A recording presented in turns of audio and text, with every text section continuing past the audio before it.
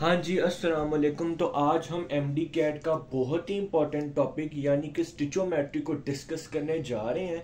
ये बच्चों को मुश्किल लगता है, लेकिन आज मैं आपको ये 5 स्टेप्स बताऊंगा और साथ साथ एमसीक्यू सॉल्व करके दिखाऊंगा। और इसको करने के बाद मुझे उम्मीद है कि 99.99% आपको जो भी इसमें से क्वेश्चन आएगा आप इजीली सॉल्व कर लेंगे। ठीक है, सबसे पहले हम एमसीक्यू से स्टार्ट करते हैं। ये पॉइंट्स आपने नोट करने, मैं साथ साथ इन्हें आपको समझाऊंगा। ठीक हो गया।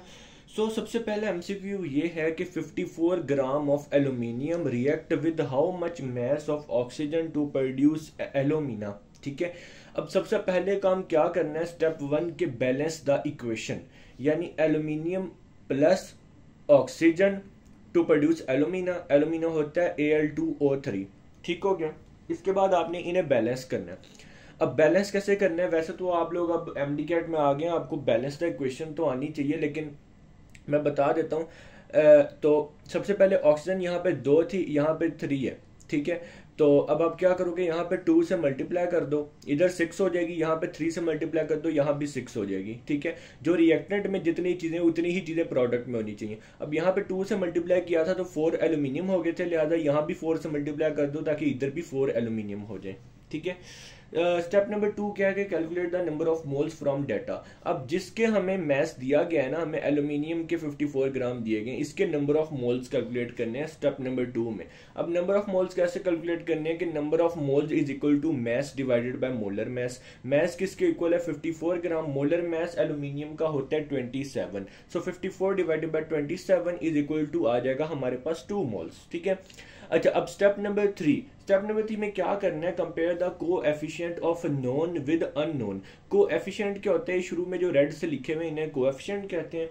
नोन वो है जिसके हमने नंबर ऑफ मोल्स फाइंड किए हैं, अननोन वो है जिसके बारे में उसने हमें कहा है कि how much mass of oxygen, जिसको फाइंड करने का कहा गया। तो उन दोनों को हमें कंपेयर करना है। सो एल्यूमिनियम के मोल्स पता है, एल्यूमिनियम रेशो ऑक्सीजन, एल्यूमिनियम का जो कोएफिशिएंट है वो 4 है, यहाँ 4 आ जाएगा। ऑक्सीजन का 3 है, यहाँ 3 आ जाएगा। ठीक है, अब अगला स्टेप ये है कि जिसके हमें मोल्स का पता है, यानी एल्यूमिनियम के मोल्स का पता है, इसके कोएफिशिएंट को हमें 1 बनाना है। 1 कैसे बनाओगे, 4 से डिवाइड कर दोगे। ठीक है, अब जब यहाँ 4 से डिवाइड करोगे तो उस साइड भी 4 से डिवाइड करना पड़ेगा। सो इधर 1 आ जाएगा और इधर 3 डिवाइडेड बाय 4। स्टेप 4 में क्या करना है कि जो आपने सेकंड पॉइंट में नंबर ऑफ मोल्स कैलकुलेट किए हैं, ठीक है, जो नंबर ऑफ मोल्स कैलकुलेट किए हैं ये 2 मोल्स, इन्हें दोनों साइडों पे मल्टीप्लाई कर देना है। ठीक हो गया। सो 1 मल्टीप्लाई बाय 2 और 3 divided bye 4 multiply by 2, 2 1 2, 2 2 4, 3 divided by 2 moles हमारे पास आ जाएंगे ऑक्सीजन के।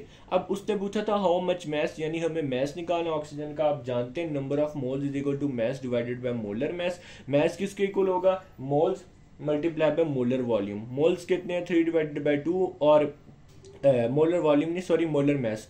अच्छा, तो मैस किसके इक्वल है, number of moles multiply by molar mass. Number of moles 3 divided by 2। Molar mass आपको ऑक्सीजन का लेना है। अब देखो, जब भी मोलर मैस लेना है आपने कोएफिशिएंट को मल्टीप्लाई नहीं करना, बल्कि ये जो नीचे लिखा होता है ना नंबर, इसको देखना है, इससे पता लगता है। अब एक ऑक्सीजन के एटम का 16 होता है, यहाँ पे 2 है।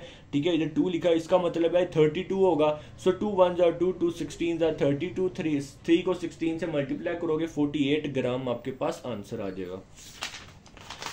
इसी तरह हमारा अगला एमसीक्यू है, वो कहता है कि 4 gram of hydrogen combine with x decimetre cube of oxygen to produce y gram of H2O। अब इसका मतलब ये है कि x डेसीमीटर क्यूब, यानी डेसीमीटर क्यूब हमें ऑक्सीजन का वॉल्यूम निकालना है, y ग्राम का मतलब कि वाटर का हमें मैस निकालना है। ठीक है, स्टेप 1 क्या था, इक्वेशन को बैलेंस करना है। अब H2 प्लस O2 बनाया H2O। ठीक है, ऑक्सीजन यहाँ पे 2 थे, यहाँ पे 1 था, 2 से मल्टीप्लाई किया, इधर 2 हो गए, इधर भी 2 थे पूरे, लेकिन यहाँ पे 2 से मल्टीप्लाई किया तो हाइड्रोजन 4 हो गए। ठीक है, तो यहाँ पे भी 2 से मल्टीप्लाई करना पड़ेगा, इक्वेशन बैलेंस होगी।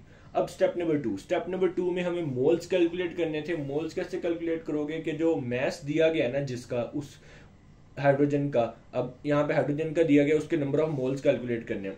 Number of moles is equal to mass 4 है, मोलर मैस एक एटम का 1 होता है, यहाँ पे 2 है लिहाजा 2 होगा, तो इधर आ जाएगा 2 मोल्स। ठीक है, स्टेप नंबर 3 में क्या करना है, हमें compare the coefficient of known with unknown. Known कौन सा, हाइड्रोजन, क्योंकि उसके मोल्स का पता है। पहला अननोन हम किसको फाइंड कर रहे हैं, x decimetre cube of O2।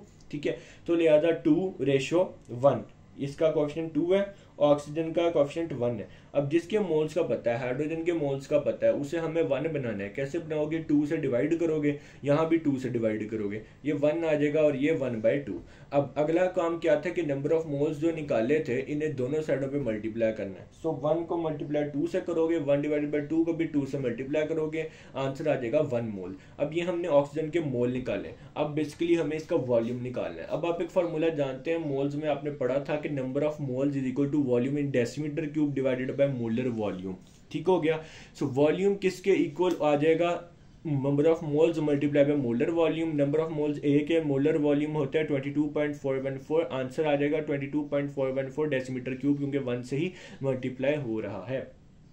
तो ये हमने ऑक्सीजन का वॉल्यूम निकाल लिया। अब बेसिकली हमें वाटर का मैस निकालना है, क्योंकि वाई ग्राम दिया गया। स्टेप 1 बैलेंस द इक्वेशन हमने किया हुआ है। स्टेप 2 नंबर ऑफ मोल्स जिसका मैस दिया गया उसके निकालने हम कर चुके हैं। अब हम स्टेप 3 से स्टार्ट करेंगे। Compare the coefficient of known with unknown. H2 ratio H2O, H2 का कोएफिशिएंट 2 है, H2O का भी 2 है, 2 2। अब हमें हाइड्रोजन के कोएफिशिएंट को 1 बनाना है। 2 से डिवाइड करेंगे, इधर भी 2 से डिवाइड करेंगे, दोनों साइडों पे 1 आ जाएगा। स्टेप 4 में क्या करना है कि जो नंबर ऑफ मोल्स इधर कैलकुलेट किए उन्हें दोनों साइडों पे मल्टीप्लाई करना है। हाइड्रोजन के मोल्स 2 आ जाएंगे। ठीक हो गया। तो हमें बेसिकली वाटर का हाइड्रोजन के भी 2 आ जाएंगे और ये जो वाटर है इसके भी 2 मोल्स आ जाएंगे। ठीक हो गया। सो अब उसने पूछा क्या था कि वाई ग्राम ऑफ वाटर, यानी वाटर का मैस निकालना है। हमारे पास मोल्स आ गए। अब आप जानते हो number of moles is equal to mass divided by molar mass. Mass किसके इक्वल होगा? Number of moles multiply by molar mass. तो लिहाजा 2 मल्टीप्लाई बाय 1836 ग्राम 2 मोल्स हैं और 18 वाटर का मोलर मैस होता है। ठीक हो गया। अच्छा, अब कुछ बातें जो आपने हमेशा याद करने रखनी है स्टिचोमेट्री के क्वेश्चन को सॉल्व करते वक्त, वो ये है कि जब भी आपको वॉल्यूम दिया गया हो आपने कभी नंबर ऑफ मोल्स कैलकुलेट नहीं करने। ठीक है, उसकी आप वॉल्यूम को ही आगे चलाओगे।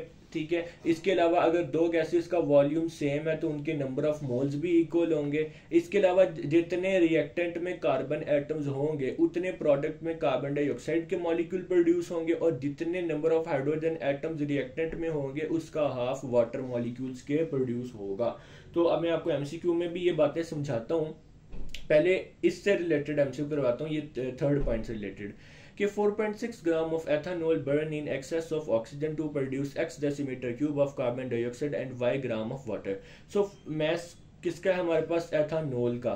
ठीक है। बर्न किस में हुआ है? ये ऑक्सीजन में। अब पहला उसने कहा x decimetre cube of carbon dioxide, यानी हमें कार्बन डाइऑक्साइड का वॉल्यूम निकालना है। स्टेप 1 क्या होता है? इक्वेशन को बैलेंस करना। ठीक है। सो एथानॉल के फॉर्मूला होता है C2H5OH। Burn in excess of O2 यानी प्लस O2 आएगा, और प्रोड्यूस होता है इन दोनों में कार्बन डाइऑक्साइड और साथ में वाटर। ठीक हो गया। अब इधर कितने कार्बन एटम्स हैं? रिएक्टेंट में 2 हैं, तो 2 ही कार्बन डाइऑक्साइड के मॉलिक्यूल प्रोड्यूस होंगे। हाइड्रोजन एटम्स कितने हैं? 6 हैं, तो इसका आधा वाटर के मॉलिक्यूल्स प्रोड्यूस होंगे यानी 3। ठीक है। और चूंकि यहाँ पे 7 ऑक्सीजन एटम्स हैं, यहाँ पे 2 ये थे, 1 ये था, 3, यहाँ 3 से मल्टीप्लाई कर लो, 6 ये हो जाएंगे, 1 ये हो जाएगा। इधर भी 7 ऑक्सीजन एटम्स, इधर भी 7 ऑक्सीजन एटम्स। ठीक हो गया। ये तो इक्वेशन बैलेंस होगी। अब हमें नंबर ऑफ मोल्स निकालने हैं किसके? जिसका हमें मैस दिया गया, एथानॉल का दिया गया। एथानॉल का मोलर मैस होता है 46। Number of moles is equal to mass divided by molar mass. 4.6 divided by 46, 1 divided by 10 moles हमारे पास आ जाएंगे। मोलर मैस आसान ही था इसका निकालना, क्योंकि एक कार्बन के एटम का 12 होता है, 2 का 24, हाइड्रोजन के 6 एटम्स का 6 और ऑक्सीजन के एक एटम का 16, तो 40 G मोल -1 हमारे पास इसका मोलर मैस होगा। ठीक है। अच्छा, स्टेप 3 में compare the coefficient of known with unknown. Known कौन सा है? एथानॉल, और पहला अननोन कौन सा है? x decimetre cube of carbon dioxide. तो C2H5 रेशो CO2, दोनों के कोएफिशिएंट क्या है? 1, इसका कार्बन डाइऑक्साइड का कोएफिशिएंट है 2। अब आपके इसके मोल्स का पता है, इसके कोएफिशिएंट को 1 बनाना है, पहले ही 1 है, लिहाजा कुछ करने की जरूरत नहीं है। ठीक हो गया। अब स्टेप नंबर 4 में दोनों साइडों पे नंबर ऑफ मोल्स जो कैलकुलेट किए थे हमने, यहाँ पे इन्हें मल्टीप्लाई कर देना है। ठीक हो गया।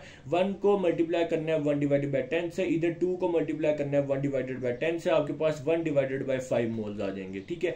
अब लास्ट आ जाएगा x decimetre cube of CO2, क्योंकि कार्बन डाइऑक्साइड का हमें वॉल्यूम निकालना था, मोल्स आ गए हैं। अब आप जानते हो number of of moles is equal to volume in decimetre cube divided by molar volume के इक्वल होता है। तो वॉल्यूम इन डेसीमीटर क्यूब किसके इक्वल होगा, number of moles multiply by molar volume. Number of moles कितने, 1 divided bye 5, molar volume कितना है 22.414। अब क्योंकि कैलकुलेटर नहीं वहां पे होगा, आप इसको कर नहीं पाओगे, लिहाजा ऊपर जो 2 डिवाइड बाई 10 को काट के 1 डिवाइड बाई 5 लिखा है, आप यहाँ 2 डिवाइड बाई 10 ही लिख दो। इससे क्या होगा, 2 को इससे मल्टीप्लाई करोगे 44.828 आ जाएगा, नीचे 10 है, आपको पता है 10 1 जार 10 होता है, 4 जार 40 होता है, लिहाजा 4 से थोड़ी सी ज्यादा वैल्यू होगी और आप आसानी से इसे सॉल्व कर लोगे। सो इसका दूसरा पार्ट ये है कि y ग्राम ऑफ H2O यानी वाटर का मैस निकालना है। स्टेप 1 स्टेप 2 सेम है, बैलेंस द इक्वेशन और मोल्स निकालना। स्टेप 3 में compare the coefficient of known with unknown. Water का कोएफिशिएंट इक्वेशन में 3 था, एथेनॉल का 1 था, अब इसके कोएफिशिएंट को 1 बनाना है, पहले ही 1 है, कुछ करने की जरूरत नहीं है। Number of moles 1 divided by 10 थे, दोनों साइडों पे मल्टीप्लाई करोगे, इसके 3 डिवाइडेड बाय 10 मोल्स आ जाएंगे वाटर के।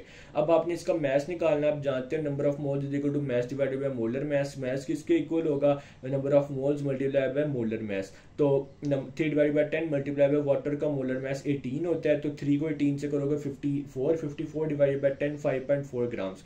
आप ना इस तरह करके उधर सॉल्व कर लेना, शर्माने की जरूरत नहीं है, क्योंकि एमसीक्यू आपने हर सूरत सही करना है, अपने से तुक्के मारने की जरूरत नहीं है। लास्ट एमसीक्यू कर लेते हैं। तो nitrogen reacts with hydrogen to produce ammonia, volume of hydrogen is 10 centimetre cube, ठीक है, what will be the volume of ammonia. So step 1 में balance the equation N2 + H2 NH3, ठीक है, क्योंकि नाइट्रोजन हाइड्रोजन से रिएक्ट हुआ, NH3 ammonia बना। अब यहाँ पे 2 हाइड्रोजन के एटम थे, यहाँ पे 3 थे, इधर 3 से मल्टीप्लाई कर लो 6 हो गए, इधर 2 से कर लो, इधर भी 6 हो गए, ठीक है। यहाँ पे पहले 2 एटम थे, इधर 2 से मल्टीप्लाई किया तो यहाँ भी 2 हो गए, तो इक्वेशन बैलेंस हो गई। स्टेप 2 में मोल्स कैलकुलेट करने होते हैं, यहाँ पे करने की जरूरत नहीं है, क्योंकि हमें वॉल्यूम दिया गया, तो हम 10 सेंटीमीटर क्यूब को ही आगे चलाएंगे। स्टेप 3 में compare the coefficient of known with unknown. Hydrogen का वॉल्यूम दिया गया, हाइड्रोजन को हम देखेंगे किसके साथ, what will B volume of ammonia, यानी अमोनिया से हमने इसकी रेशो बनानी है। सो हाइड्रोजन का जो कोएफिशिएंट है वो 3 है, अमोनिया का 2 है, इसको 1 बनाने के लिए 3 से डिवाइड कराओगे, NH3 और इधर 3 से करोगे, इधर भी 3 से डिवाइड करोगे, ठीक है, इधर 1 आ जाएगा, इधर 2 डिवाइडेड बाय 3। अब जो मोल्स कैलकुलेट किए होते हैं उन्हें दोनों साइड में मल्टीप्लाई करना होता है, यहाँ पे वॉल्यूम है उससे मल्टीप्लाई करोगे तो 2 multiply by 10 divided by 3 20 divided by 3, और जब इसे भी इस तरह अंदर रख के करोगे तो 6.67 सेंटीमीटर क्यूब। सेंटीमीटर क्यूब क्यों, इसलिए क्योंकि हमें वॉल्यूम भी सेंटीमीटर क्यूब में दिया गया था। तो इस तरह आपका ये स्टोइचोमेट्री का सारा खत्म होता है। उम्मीद है कि आप लोगों को समझ आ गई होगी। कोई भी क्वेश्चन है कमेंट सेक्शन में जरूर पूछें। अल्लाह हाफिज़।